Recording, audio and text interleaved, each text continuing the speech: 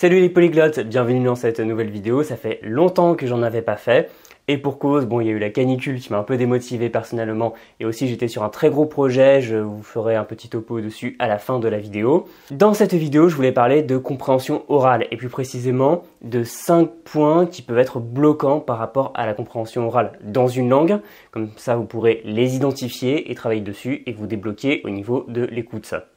Parce que parler une langue, c'est bien sûr la parler, mais c'est aussi la comprendre, parce que si vous posez une question, si vous savez faire des phrases, mais que vous ne comprenez pas la réponse de votre interlocuteur, vous êtes bloqué.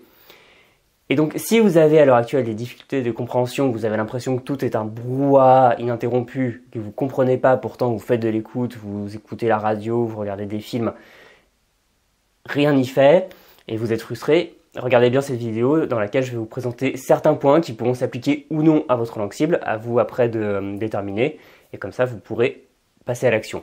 Je ne mentionnerai pas dans cette vidéo certaines causes qui sont pourtant assez importantes, par exemple le manque de vocabulaire ou les structures de grammaire qui ne sont pas assez bien acquises, parce que souvent je vois que certaines personnes se plaignent de ne pas assez bien comprendre, pensent qu'elles ont une mauvaise oreille, alors qu'en réalité, une fois qu'elles ont appris quelques centaines de mots de plus, elles se rendent compte que ça les a énormément débloqués. Voilà, c'est très important, mais j'en parlerai pas, je vais me tenir à des considérations uniquement phonétiques.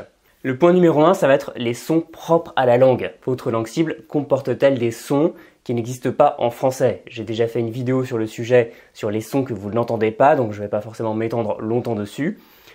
Mais faites très attention parce qu'il peut y avoir des sons qui n'existent pas en français et vous avez l'impression de bien les entendre. En réalité, l'oreille humaine va faire en sorte que lorsqu'elle entend un son à laquelle elle n'est pas habituée, elle va le rapprocher d'un son plus connu, ce qui va faire des confusions. Donc faites bien attention à bien entendre votre langue cible et à bien distinguer les sonorités pour éviter l'effet soupe informe. Le point numéro 2, ça va être la longueur des voyelles, ce qu'on appelle en jargon la quantité vocalique. Autrement dit, il y a des langues qui différencient les voyelles courtes et les voyelles longues. Certaines vont le faire de manière ponctuelle, par exemple sur un accent tonique bien marqué, on va avoir un allongement de voyelles. D'autres vont le faire de manière très systématique avec un système de voyelles courtes, de voyelles longues. Par exemple le finnois, le japonais, l'arabe. Il y a même l'estonien qui va distinguer 3 quantités vocaliques différentes, c'est-à-dire court, long et surlong. Et il faut faire très attention parce que ce n'est pas décoratif. Bien au contraire, il peut y avoir des mots proches mais qui vont être différenciés par une voyelle courte ou une voyelle longue. Par exemple, en japonais, oba-san, ou alors en finnois, tuuli, ce sont des mots qui sont différents, qui sont différenciés simplement par une longueur de voyelle. Il faut y faire attention parce que sinon vous n'allez pas comprendre correctement. Le point numéro 3 va concerner cette fois les consonnes simples et les consonnes doubles, ce que l'on appelle la gémination. Parce qu'il y a des langues qui vont bien faire la différence lorsqu'il y a 2 consonnes, contrairement au français qui ne le fait que lorsqu'on veut être extrêmement correct ou qu'on veut accentuer. C'est le cas par exemple de l'italien, du finnois, du japonais, là encore. Et vous allez parfois avoir des mots qui sont très proches mais distincts, et si vous ne prononcez pas, et surtout si vous n'entendez pas correctement, vous allez faire des confusions. Par exemple, j'ai noté en italien una capa, qui est un mot pour la tête, una cappa, qui est une cape, donc capa, kappa. Ou alors en japonais seiken, la société seiken, le savon, seiken. Donc faites bien attention à ça parce que, encore une fois, il y a des mots qui se différencient par la gémination, le redoublement de consonnes. Ce ne sont pas les mêmes, il faut faire bien attention pour bien comprendre. Le point numéro 4, ça va être la présence ou non d'un accent tonique. La plupart des langues ont ce système d'accent tonique. Le français, alors selon les linguistes, soit ne l'a pas, soit l'a de manière très faible. Mais il faut faire bien attention parce que l'accent tonique, c'est-à-dire cette syllabe qui va être vraiment accentuée, va marquer la mélodie à la fois du mot mais aussi de la phrase entière. Et encore une fois, il peut y avoir des mots qui vont être différenciés par la position de l'accent tonique.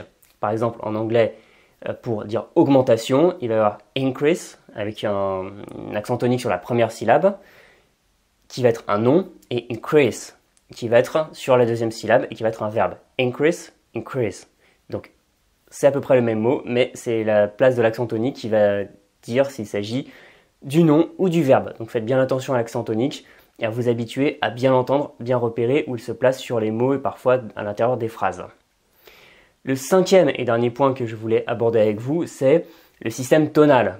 Dans un système tonal, on va jouer sur la hauteur du son prononcé, plutôt haut, plutôt bas, un peu comme si on chantait.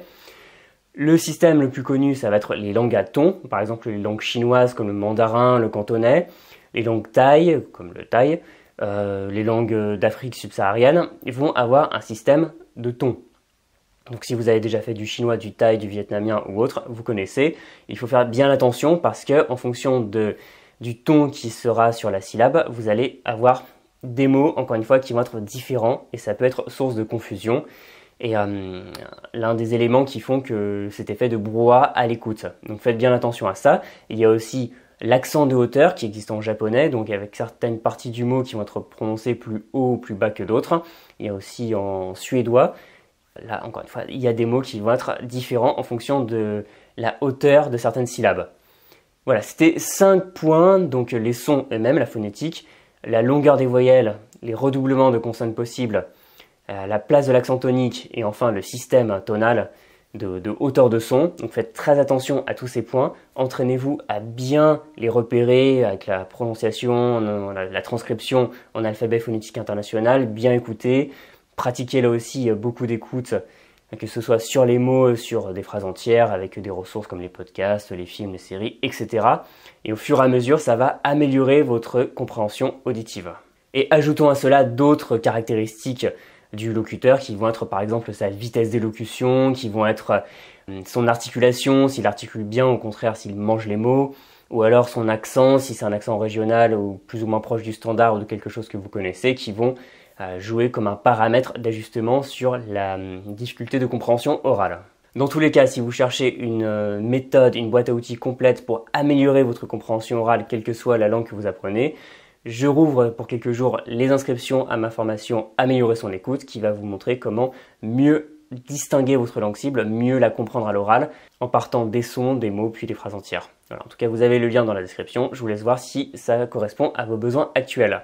Cette vidéo est à présent terminée. Vous pouvez, comme d'habitude, vous abonner à la chaîne si ça vous a intéressé, laisser un pouce et mettre un commentaire, par exemple, pour dire s'il y a d'autres points qui ont pu vous poser problème pour mieux comprendre votre langue cible à l'oral.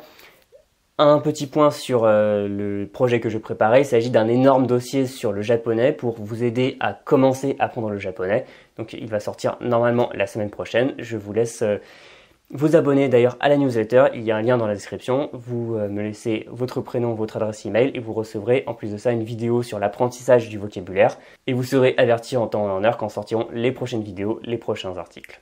On se dit à très bientôt, salut!